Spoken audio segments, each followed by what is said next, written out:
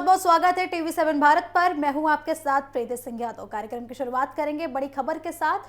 श्री राम जन्म तीर्थ स्थल पर आज होने वाली बैठक पर सबकी नजरें टिकी हुई हैं। आपको बता दें कि यह बैठक ऐसे समय में आयोजित हो रही है जब राम मंदिर में चढ़ावे चोरी की कथित हेराफेरी का मामला लगातार जांच के दायरे में है। ट्रस्ट अध्यक्ष महंत नृत्य गोपाल दास के मठ मड़ी राम छावनी में आयोजित इस बैठक में कई महत्वपूर्ण मुद्दे पर चर्चा होने की संभावना है। इसमें सबसे प्रमुख मुद्दा ट्रस्ट के महासचिव चंपत राय और ट्रस्टी अनिल मिश्रा द्वारा दिए गए इस्तीफे का निर्णय लेना है। सूत्रों के अनुसार चंपत राय और अनिल मिश्रा ने 26 जून को अपने पदों से इस्तीफा दे दिया था। अगले दिन ट्रस्ट के कोषाध्यक्ष गोविंद देव गिरी ने इसकी पुष्टि की थी। दोनों का नाम मंदिर के चढ़ावे में कथित गड़बड़ी के मामले से जुड़ा हुआ है। आपको बता दें कि जांच एजेंसियों ने अब तक उनके खिलाफ कोई भी प्राथमिकी दर्ज नहीं की है, लेकिन ट्रस्ट का जो है खास बयान रखने और निष्पक्ष जांच सुनिश्चित करने के उद्देश्य से दोनों अपने पदों को छोड़ने का उन्होंने निर्णय लिया था। सोमवार की बैठक में उनके इस्तीफे का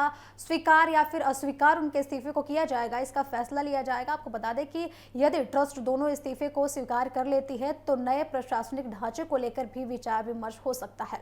वर्तमान में ट्रस्ट में 11 नियमित सदस्य हैं, लेकिन चंपत राय और अनिल मिश्रा के इस्तीफे तथा पूर्व उपाध्यक्ष बिमलेंद्र मोहन प्रताप मिश्रा के निधन के बाद संगठनात्मक संरचना में कई महत्वपूर्ण पद जो है रिक्त रह गए हैं। ऐसे में नए पदाधिकारियों की नियुक्ति और जिम्मेदारियों की पुनर्वितरण पर भी विचार हो सकता है। आपको बता दें कि बैठक में विशेष आमंत्रित सदस्य गोपाल राव की भूमिका पर भी चर्चा हो सकती है। चढ़ावा चोरी प्रकरण में उनका नाम भी सामने आया और एसआईटी तथा पुलिस ने उनसे पूछताछ कर उनका बयान दर्ज किया है। हालांकि उनके खिलाफ अभी तक कोई भी एफआईआर दर्ज नहीं हुई है। ट्रस्ट के कुछ पदाधिकारी द्वारा हाल ही के दिनों में गोपाल राव की भूमिका पर सवाल उठाए जाने के बाद इस मुद्दे पर भी गंभीर चर्चा होने की उम्मीदें बताई जा रही हैं। बैठक में ट्रस्ट के नियमित और पदेन सदस्य शामिल होंगे। इसमें केंद्रीय गृह मंत्रालय के अतिरिक्त सचिव प्रशांत लोखंडे, उत्तर प्रदेश सरकार के अतिरिक्त मुख्य सचिव संजय प्रसाद, अयोध्या के जिलाधिकारी शशांक त्रिपाठी तथा प्रधानमंत्री के पूर्व प्रधान सचिव नृपेंद्र मिश्रा भी प्रमुख है। ट्रस्ट अध्यक्ष महेंद्र नृत्य गोपाल दास के बैठक में शामिल होने की संभावना है, जबकि वरिष्ठ ट्रस्टी के पार्षद वीडियो कॉन्फ्रेंसिंग के माध्यम से बैठक में हिस्सा ले सकते हैं। आपको बता दें कि इस बैठक का एक महत्वपूर्ण एजेंडा चढ़ावा चोरी मामले की जांच कर रही एसआईटी के अंतरिम रिपोर्ट पर है। ट्रस्ट के सदस्यों को जांच की वर्तमान स्थिति से अवगत कराया जा सकता है। 6 जून को मामला सामने आने के बाद ट्रस्ट की मांग पर 13 जून को एसआईटी का गठन किया गया था।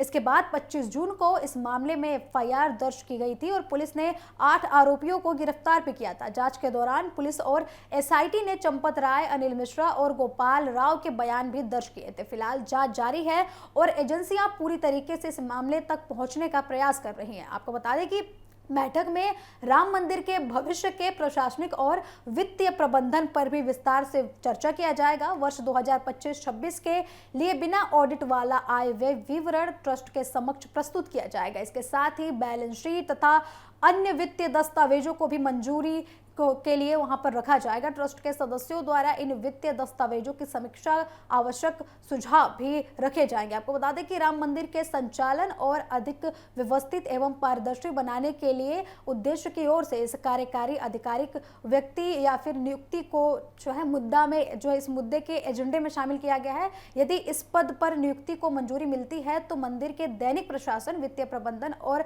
विभिन्न परियोजनाओं की निगरानी अधिक पेशेवर तरीके से की जा सकेगी। चढ़ावा चोरी के मामले में ट्रस्ट की कार्यप्रणाली और सुरक्षा व्यवस्था पर भी कई बड़े सवाल खड़े किए गए हैं। ऐसे में बैठक में मंदिर परिसर में चढ़ावे की गिनती, रिकॉर्ड रखने की प्रक्रिया, सुरक्षा व्यवस्था और निगरानी तंत्र को और भी ज्यादा मजबूत बनाने के उपायों पर भी चर्चा होने की संभावना है। ट्रस्ट इस दिशा में नई व्यवस्थाएं लागू करने पर विचार कर सकता है ताकि भविष्य में इस प्रकार की घटनाओं को दोबारा दोहराया ना जा सके। आज की ये बैठक केवल 2 इस्तीफों का निर्णय नहीं है, बल्कि इसे ट्रस्ट के भविष्य की दिशा तय करने वाली महत्वपूर्ण बैठक के रूप में भी देखा जा रहा है। इस्तीफे पर फैसला, एसआईटी की अंतरिम रिपोर्ट, वित्तीय दस्तावेजों की समीक्षा, नए प्रशासनिक ढांचे का खाका और मुख्य जो है कार्यकारी अधिकारी की नियुक्ति जैसे कई अहम विषयों पर होने वाले निर्णय राम मंदिर ट्रस्ट की अगली कार्यप्रणाली को प्रभावित करेंगे। ऐसे में बैठक के निष्कर्षों पर देश भर की निगाहें टिकी हुई हैं।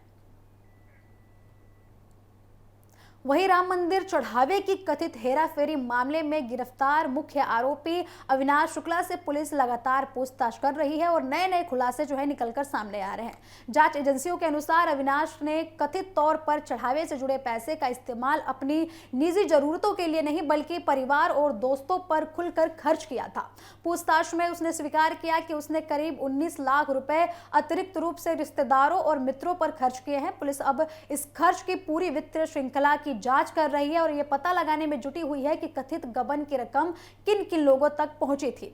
जांच अधिकारियों के मुताबिक पुलिस रिमांड के दौरान अविनाश शुक्ला ने बताया कि उसने अपने एक भाई की शादी के लिए लगभग 6 लाख रुपए खर्च किए। इसके अलावा दूसरे भाई को भी 5 से 6 लाख रुपए नकद दिए। अब पुलिस इन लेन देन के स्रोतों रकम के उपयोग की जांच कर रही है। अधिकारियों का मानना है कि यदि इन दावों की पुष्टि होती है तो जांच का दायरा और भी ज्यादा बढ़ाया जाएगा। पूछताछ में यह भी सामने आया है कि अविनाश ने करीब 3.5 लाख रुपए की एक कार खरीदी थी। जांच एजेंसियों का दावा है कि यह वाहन कथित तौर पर चढ़ावे की रकम से ही खरीदा गया है। पुलिस पहले ही एक एसयूवी बरामद कर चुकी है और इसके स्वामित्व तथा खरीद से जुड़े दस्तावेजों की जांच की जा रही है। अधिकारियों का कहना है कि यदि वाहन खरीद में अवैध धन का उपयोग सिद्ध होता है तो इसे साक्ष्य के रूप में केस में शामिल किया जा सकता है। जांच में यह भी खुलासा हुआ है कि अविनाश ने अपने एक करीबी दोस्त को करीब 2.5 लाख रुपए ट्रांसफर किए थे।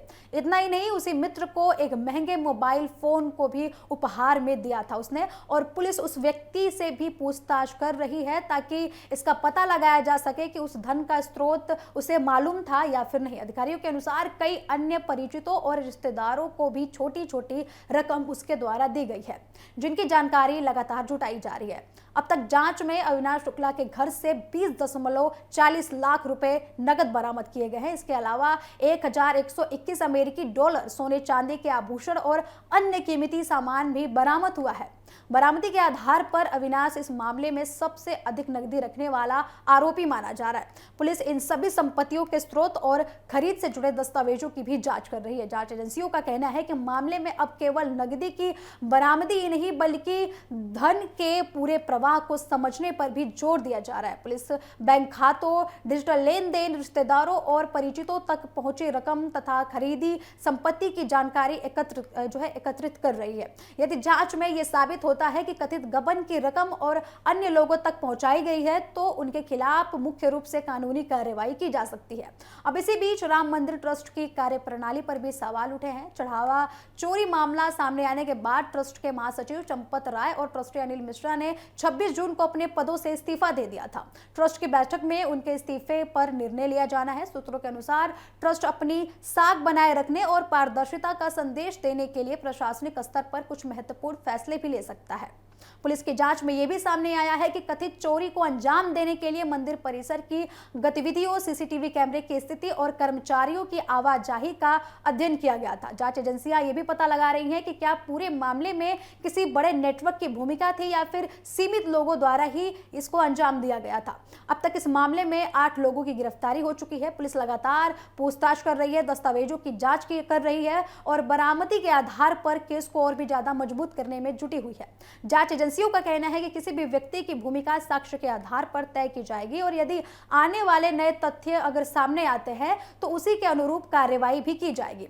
राम मंदिर चढ़ावा प्रकरण ने देश भर का ध्यान अपनी ओर खींचा है। श्रद्धालुओं की आस्था से जुड़े इस मामले में जांच की निष्पक्षता और पारदर्शिता को लेकर सबकी निगाहें पुलिस और एसआईटी पर टिकी हुई है। अब आने वाले दिनों में पूछताछ, वित्तीय जांच और ट्रस्ट के प्रशासनिक फैसलों के बाद इस मामले में और भी ज्यादा महत्वपूर्ण खुलासे होने की संभावनाएं जताई जा रही हैं।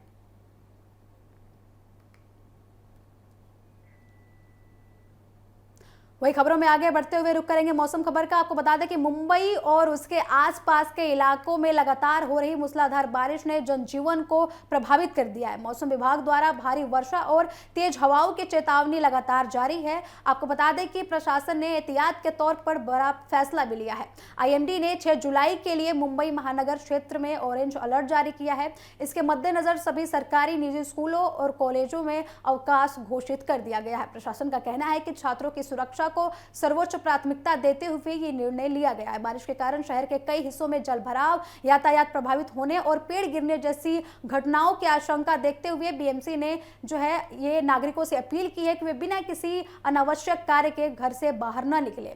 मौसम विभाग ने अगले कुछ घंटों के दौरान कई क्षेत्रों में तेज बारिश के साथ तेज हवाएं चलने की संभावनाएं जताई हैं। प्रशासन ने लोगों से जलभराव वाले इलाके, खुले मेनहोल और कमजोर पेड़ों के आसपास न जाने की सलाह दी। आपको बता दें कि आईएमडी की चेतावनी के बाद मुंबई प्रशासन ने सोमवार 6 जुलाई को सभी सरकारी निजी स्कूलों के साथ साथ कॉलेजों की भी छुट्टी घोषित कर दी है। प्रशासन का मानना है कि खराब मौसम के दौरान विद्यार्थियों और शिक्षकों की आवाजाही जोखिम भरी हो सकती है। हालांकि सरकारी और निजी कार्यालय सामान्य रूप से खुले रहेंगे, लेकिन कर्मचारियों को यात्रा के दौरान जो है सावधानी बरतने की सलाह दी गई है। बीएमसी ने नागरिकों से मौसम विभाग की चेतावनी पर लगातार नजर रखने और प्रशासन द्वारा जारी दिशा निर्देशों का पालन करने की अपील की है। बीएमसी ने कहा है कि तेज बारिश के दौरान जलभराव वाले रास्ते से बचें, अनावश्यक यात्रा से बचें और किसी भी आपात स्थिति में प्रशासन की हेल्पलाइन पर तुरंत संपर्क करें।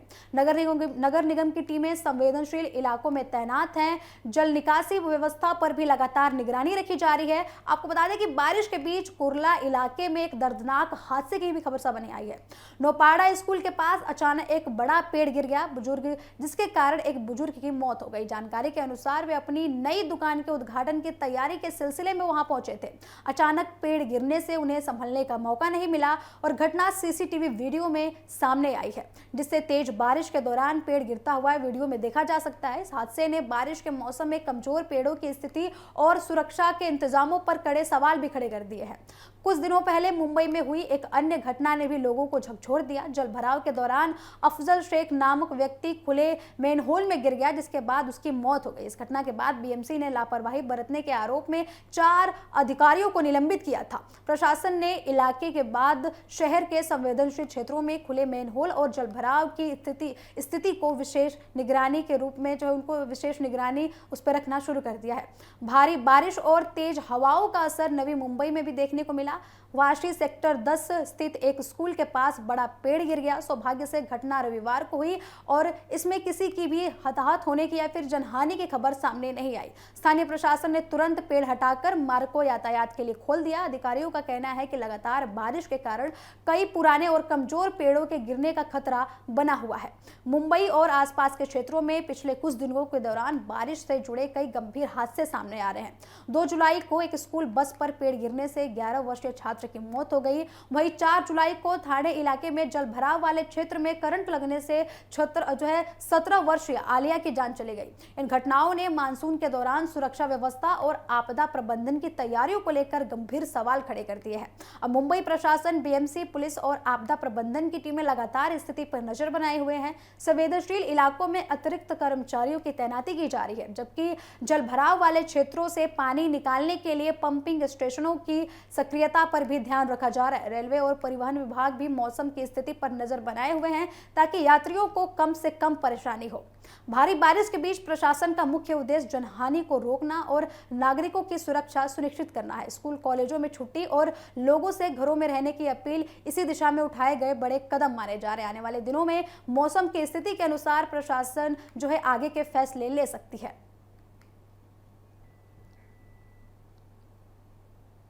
तो फिलहाल प्रशासन पूरी स्थिति पर नजर बनाए हुए है। लोगों से अपील है कि मौसम विभाग के निर्देशों का पालन करें और बिना किसी जरूरी काम के घर से बाहर ना निकले। टीवी 7 पर खबरों का सिलसिला लगातार जारी है। जुड़े रहे हमारे साथ। नमस्कार।